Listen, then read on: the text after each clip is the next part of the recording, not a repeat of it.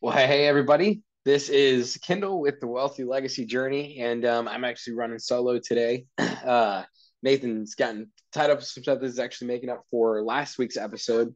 I was out of town hanging out with my family, and we just got busy with some stuff, and so we weren't able to put it out. But I wanted to make sure that one of the things is like following through with your commitments and what you're doing. So putting out content, and a cool thing that at some point Nathan's going to be able to put out one like this but I want to put out for you guys is kind of my backstory. And with that, I really wanted to talk about the importance of having a why reason in whatever you're doing as an investor, whatever you're doing, in building wealth. Like if you're just making money to make money, that why reason is going to burn you out, right?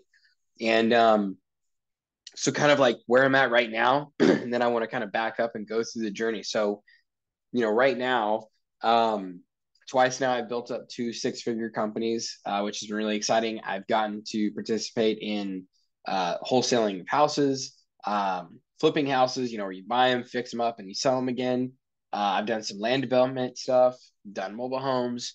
I've sold equitable interest on the MLS for land stuff. I've gotten to be a part of the Two Comma Club with Russell Brunson and doing, kind of the business mastery kind of mindset and, learning how to build a business. And actually, like one of my all time favorite business books that I've gone through multiple times is the Expert Secrets book by Russell Brunson, which I think is really great. I have the whole trilogy, .com secrets. I love .com secrets and Expert Secrets. Traffic Secrets is a good book as well. I'm just not much of a marketer, but I know I'll get more and more into that book as I go. Um, yeah, and then from there, I've gotten to build lots of investor relationships. And, I mean, when you look at it, I know six figures isn't necessarily a lot to some people. But, on one of those ventures, we made like 800,000, split between, partnerships and stuff, but 800,000 in about 2 years. And then in another one, we made quarter million in, that was about 3 months. And so that's been able to propel me forward. And, just looking at that going, I've been in this game for a few years now. And, at the age of by 24, having been able to reach some of those things, and now I'm still continuing forward is pretty cool. And so now I'm working actually with Nathan on, we're working towards 8 figures in a real estate venture that we're kind of releasing more and more on over time. So I won't get too much into the weeds on that, but I'm really excited. It has to do with a lot of different aspects of real estate that we've done so far. And then also with my dad, the last 2 years, we've been working on an algorithm to trade the stock market. And, right now we're actually seeing like this, we're in the kind of last 90 days where we're testing it before we go live with the first $100,000. Then from there, we'll build that fund to 1 million. And then, hopefully bigger and bigger. We have a lot of different ideas of how we're going to apply that in the market. But, just looking at it right now, this we've been trading for like 2 weeks now. After this 90 days where we're actually not touching it at all. We're just letting it run itself. And we've gotten, I think right now we're saying about a 22% return for 2 weeks. And so we're super excited about that. And so there's a lot of cool things on the horizon, building funds, building businesses, but it didn't start there. And so when I look at, to start on my backstory, it was, well, I got married. Well, me and Libby got together actually in 2015. That's really where it all started. And from there, we got together. We both had, a passion for missionaries. And, we thought we wanted to hit the mission field and ministry and that kind of stuff. And we were actually planning to hit the mission field. I ended up becoming the junior high pastor for the church that we were planning to go to the field with. And through that, though, I just started realizing something about myself is I wanted more. I wanted to be able to have bigger opportunities. And so at the same time as working there, because churches don't always pay super great, I was also working another part-time job, pouring cultured marble. So I was in construction. I was a junior high pastor. And I realized that I didn't want to wait for other people to feel like I was necessarily ready for these opportunities, but I wanted to be able to chase those big goals kind of unrestricted. And so I ended up shifting away from both the construction and the ministry stuff. And while I loved being a junior high pastor, I just knew one of actually the callings that Libby and I felt on our life is when we were taking the missionary training. We never, the reason that we didn't go to the field is because we never like had a particular place in mind for us to go. We had this, what we felt like we were supposed to do is to be a financial launch pad. And that ended up turning into the vision of the Fish and Bread Project, which I know I'll talk about more and more. Like that's is what I see as my passion project, my legacy project.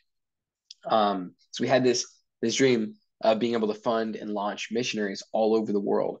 But in order to be able to do that, we needed money, obviously. And so that takes me, kind of to back up actually along the timeline though. The first business, I started up like little things along the way. I want to say that I think the first business that I started up, I was 16 maybe, and it was a wood design company. And we made some furniture stuff. We made some cool decor items. We made different things. It was Kano Wood Designs. It was me and Libby. We worked out in her parents' barn, building all sorts of stuff. And we did that 16, 17, 18.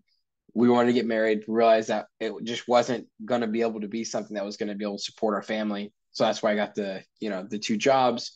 From there, after that, when I was like, okay, I want to go back into making money, looking for different opportunities. The first thing that caught my eye, the first shiny object was multi-level marketing. And I actually jumped into Amway. I jumped in and out of that pool really fast. and but I remember I read this book. Oh, I wish I knew what it was called now. It's a Robert Kiyosaki book. And I was recommended to read it as a part of that uh, training and getting into that group.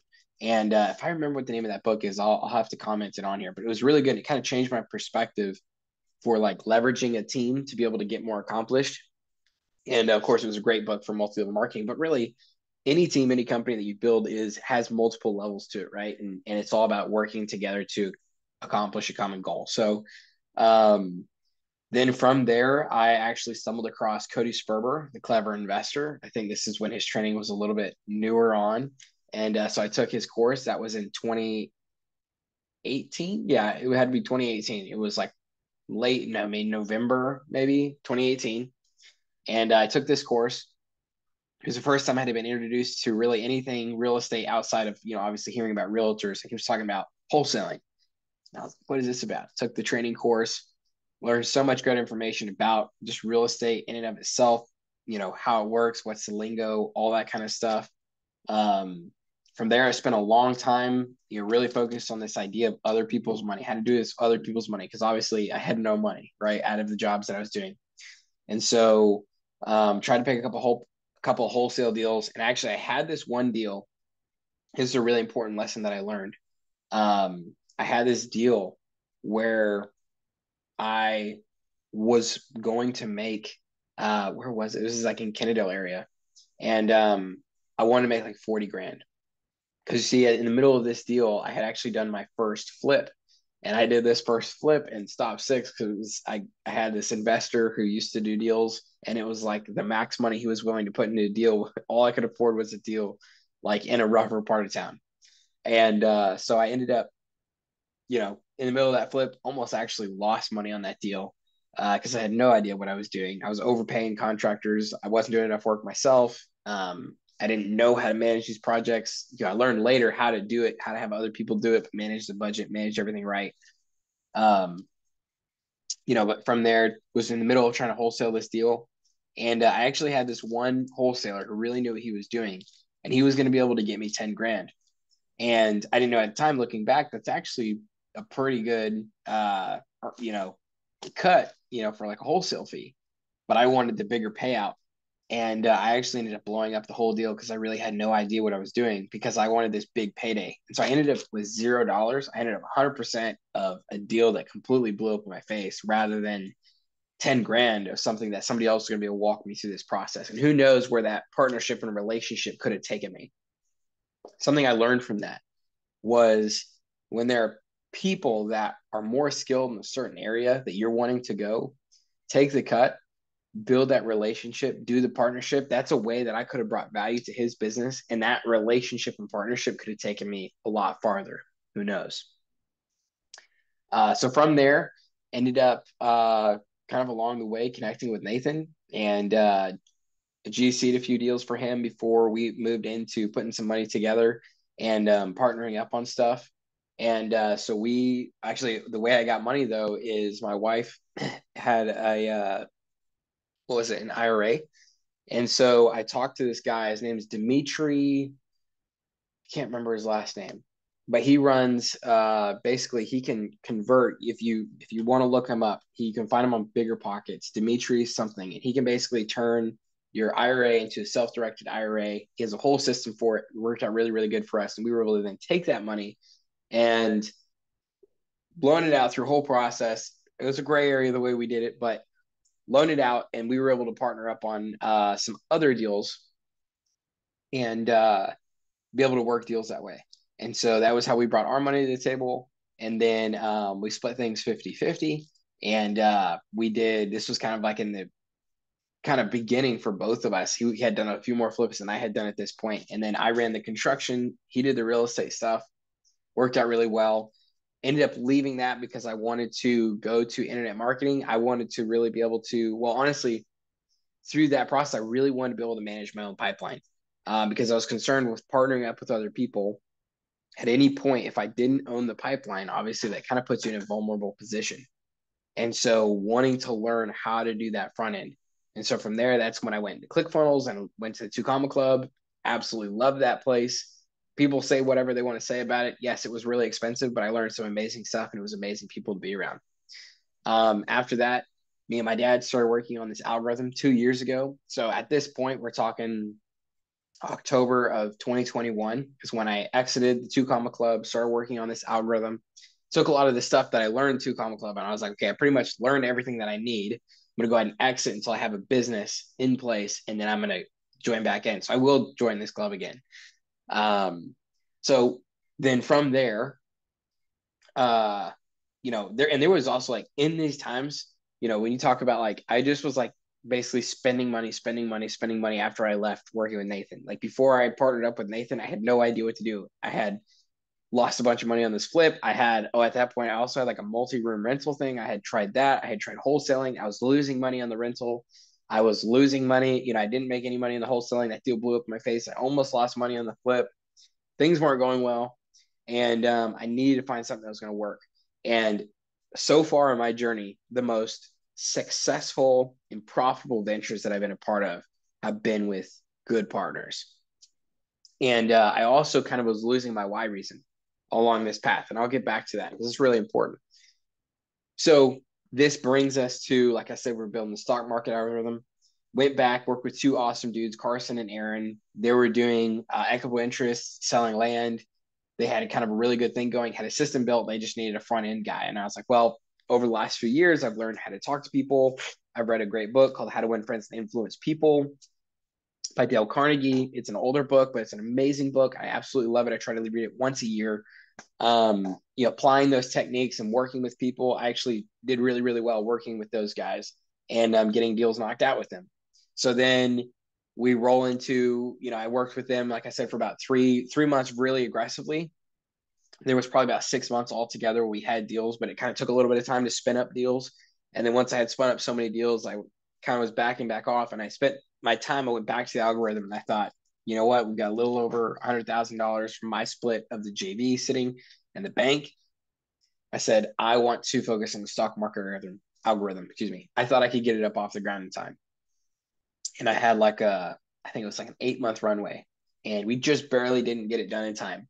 And so at the end of that, when we were looking for, how do we keep this thing up off the ground? I started going out. I started looking for capital to be injected into our idea, what we're building. It was just a little bit too much in its infancy, though, and I couldn't find any investors, and I didn't want to give up that much equity.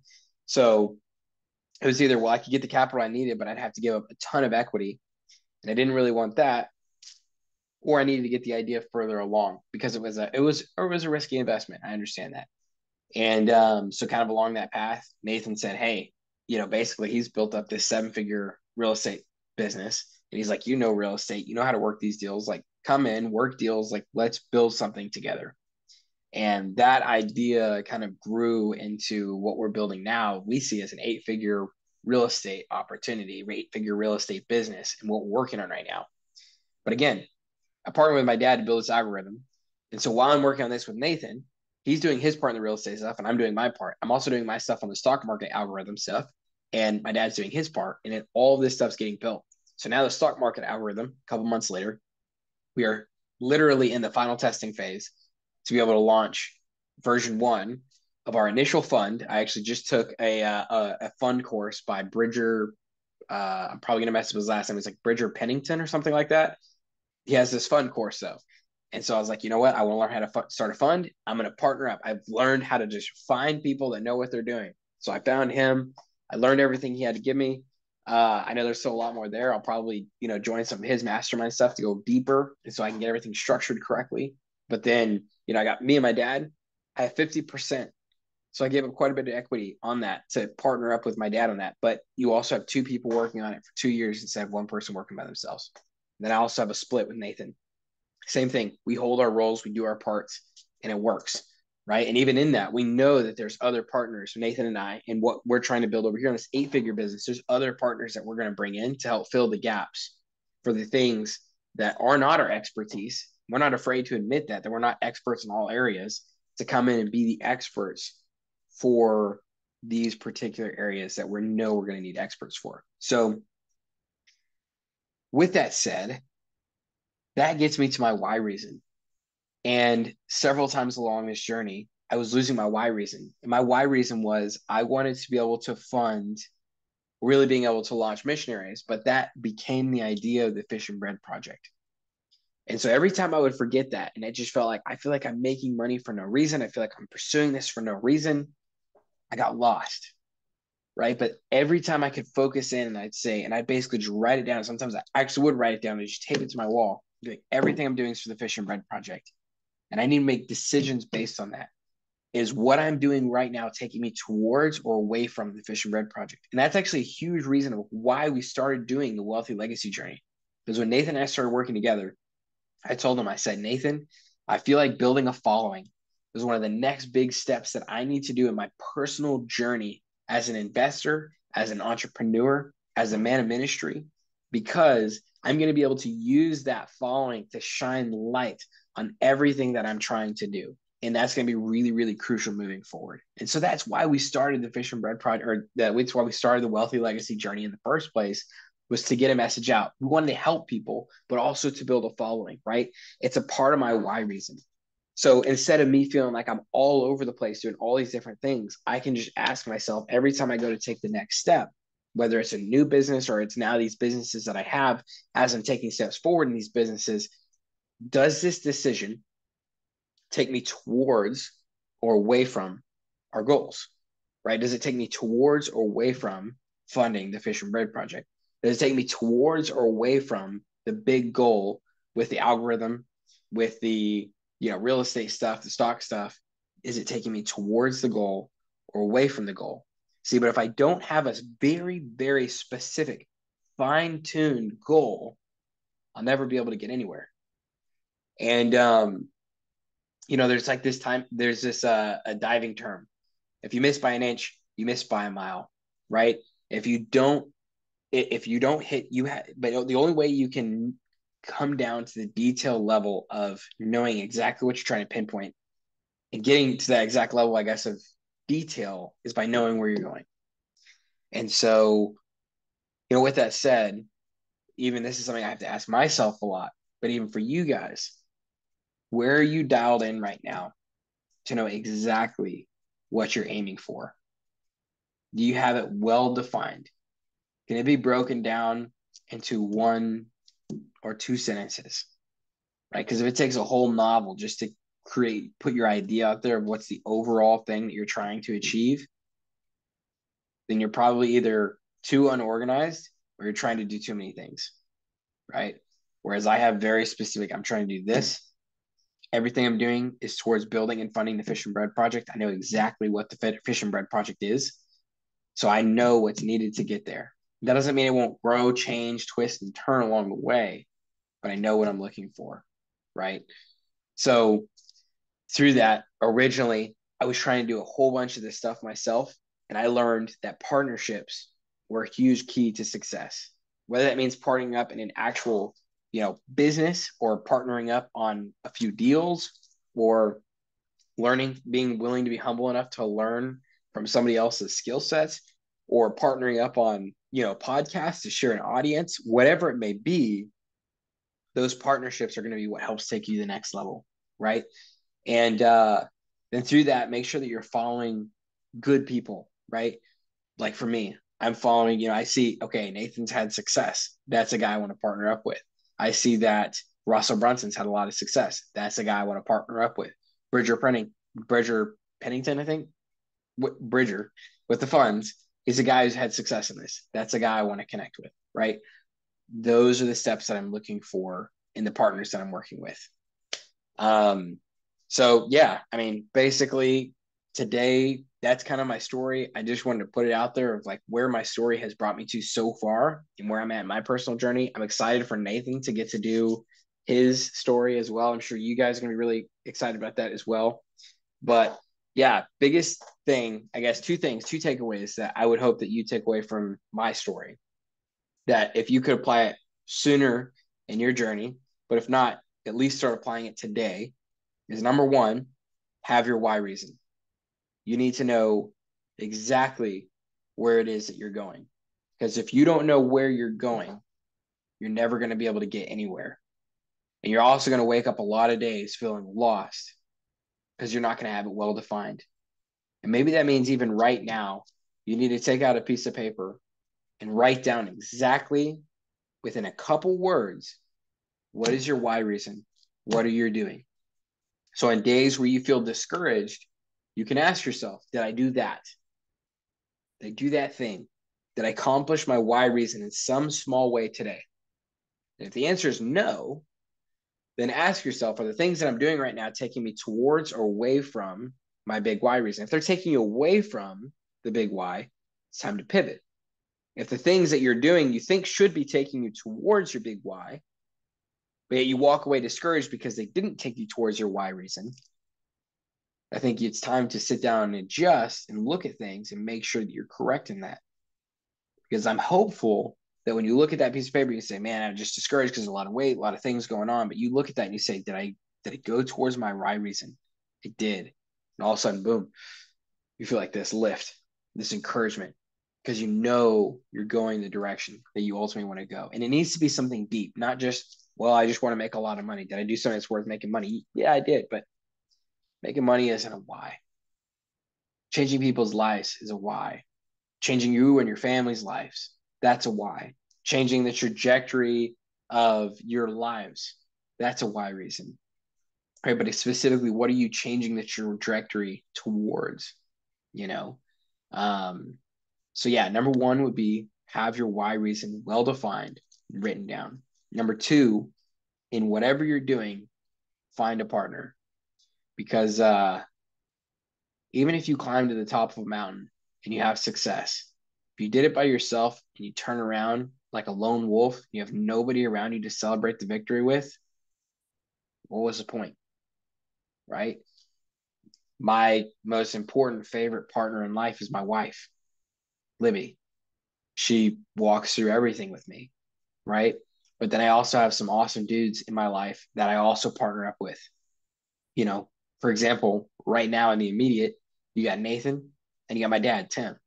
When we reach the top of these mountains together, we're going to be able to stop and look at the view and soak it up. Be like, man, this is amazing. Look at where we've come. When I think about even Nathan, we're looking to bring on some other partners in what we're doing at the top level, some other business partners.